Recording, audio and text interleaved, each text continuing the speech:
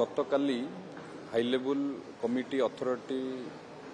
Meeting रे माननीय मुख्यमंत्री अध्यक्षतार कालीर बैठक अनुष्ठित होता एवं पाखापाखी से बैठक रे 45,000 कोटी टंकार प्रकल्प को अनुमोदन दिगला एवं 23,000 एम्प्लॉयमेंट सृष्टि होब एवं आम सरकार आसिला परे डिसेम्बर 31 पर्यंत आम सरकार पाखापाखी 190,000 कोटी टंकार प्रकल्प को अनुमोदन देइथिला जोटा कि 140,000 एम्प्लॉयमेंट ता द्वारा सृष्टि होब एवं जदि टोटाल आमे मिसेइबा आम सरकार आसिला परे पाखापाखी 2,40,000 कोटी टंकार प्रकल्प को अनुमोदन दिगला 134 प्रोजेक्ट एवं पाखापाखी 1,20,000 पाखापाखी एम्प्लॉयमेंट सृष्टि करिवो एवं सबुठारु बड़ कथा हला पूर्वरु केवल आपण माने समस्ते जानिथिबे स्टील मेटाल बेस इंडस्ट्री ही ओडिसा रे गढ़ी उठितिला किंतु आम सरकार आसिला परे आम सरकार वर्तमान पई फोकस दउचंती किभली भाबरे को इंडस्ट्री अधिक एम्प्लॉयमेंट सृष्टि करिवो एम्प्लॉयमेंट बेस इंडस्ट्री की आमे प्राधान्य दउचु एवं एबे textile April garment renewable energy green hydrogen green ammonia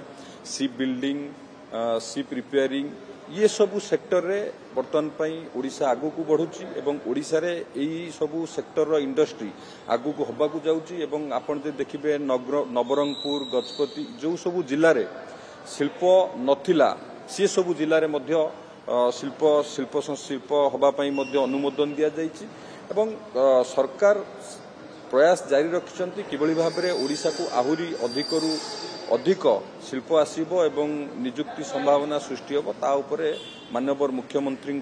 नेतृत्व रे ओडिशा सरकार से दिगरे काम करूची किबळी भाबरे शिल्प क्षेत्र रे ओडिशा एक अग्रणी राज्य रे परिणत होबो देखु दीर्घ दिन धरी जो जाजपुर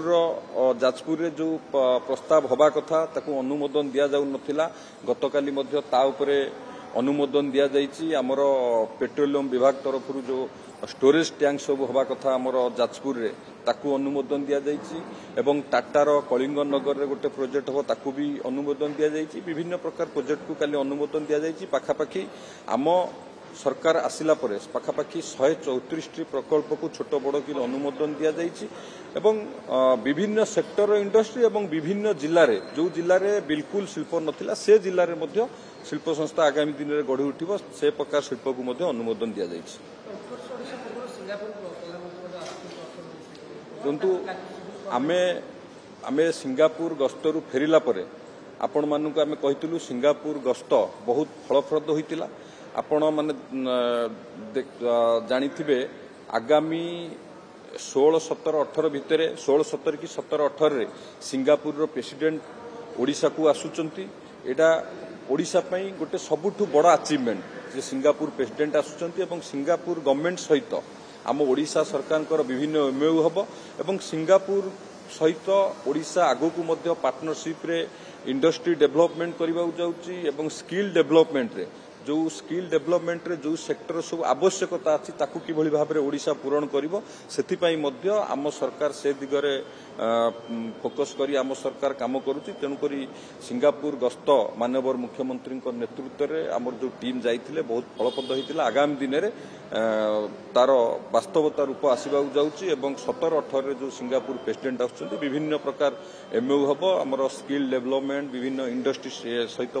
सहित मध्य जोड़ी होई सिंगापुर सहित पार्टनरशिप करबा पई आम सरकार मध्य लक्ष्य रखिछंती धन्यवाद देखंतु प्रवासी भारतीय दिवस ओडिशा रे पालन होबाकू जो आमर केन्द्र जो फोकस रही माननीय प्रधानमंत्री ओडिशा प्रति जो स्वतंत्रता अच्छी आपण देखिए से डीजी कॉन्फ्रेंस हो आमर वायुसेनार आमर पुरी रे पालन करागला एवं नौसेनार जो पुरी रे पालन करागला एवं एबे प्रवासी भारतीय दिवस पालन करने को ओडिशा को देइचंती ये आम पई एक सौभाग्यर विषय ओडिशा एबे उत्सव मुखर आपण मान देखिबे 4,000 ऊर्ध प्रवासी आसीबे ओडिशा को आसीबे प्रवासी भारतीय एवं सारा ओडिशा एबे चंचल अच्छी एवं ओडिशार लोक माने भी मध्य अपेक्षा करिक रही समस्त स्वागत करने सरकार से पूरा प्रस्तुत करुँच आपड़ देखिए 8, 9, 10 तारिख में जो भाव भव्य भाव में पालन करा जाउची एवं माननीय प्रधानमंत्री से जोगदेवे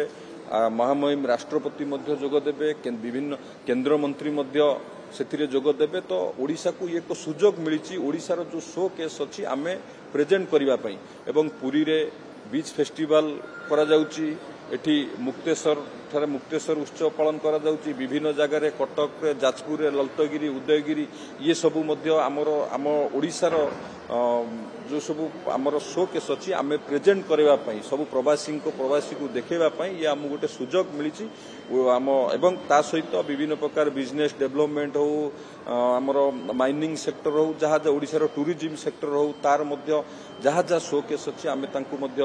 देखई पारिबा ये आम गोटे सुजोग एवं ओडिशावासी ओडिशा सरकार माननीय मुख्यमंत्री नेतृत्व में समस्ते आपको भव्य भाव में स्वागत करने मु भी आपण माध्यम निवेदन करुच्ची सारा ओडिशावासी जो प्रवासी भारतीय दिवस पालन करा जाउची याकू उत्सव मुखर सहित किभली भाव में भव्य स्वागत करवा जहाँ जो अंचल को जीवे से अंचल लोक मैंने भव्य स्वागत करंतु एवं जेभली भाव में पूर्व जोटी सब ये पालन करा जायछि प्रवास भारतीय दिवस ओडिशा से स्वतंत्रता रहू मोर एतिकी निवेदन रहिबो आपण मानक माध्यम रे धन्यवाद। देखंतु मु तो भाबुछि सरकार को आसिला परे 7 मास भितरे मोहन सरकार जो तांकर नुआ परिभाषा सृष्टि करिसेंती मोहन माझी बदल रे महंगा माड़ सरकार रो परिभाषा सृष्टि करिसेंती काली से संपर्क रे बिजु जनता दल तांको सचेतन कर दैछि माननीय पूर्वतन मुख्यमंत्री नवीन पट्टनायक स्पष्ट भाषा रे तांकु जणाई देइछंती चेतावनी देइछंती जे सरकार एमती चले नाही साधारण लोकंकर तेल लुणर संसार को जदि आपण छारखार करदेवा को आछंती याकू सुशासन कहा जाय नाही ये कुशासन ए संपर्क रे काली नवीन बाबूंकर गोटिए डाकरा रे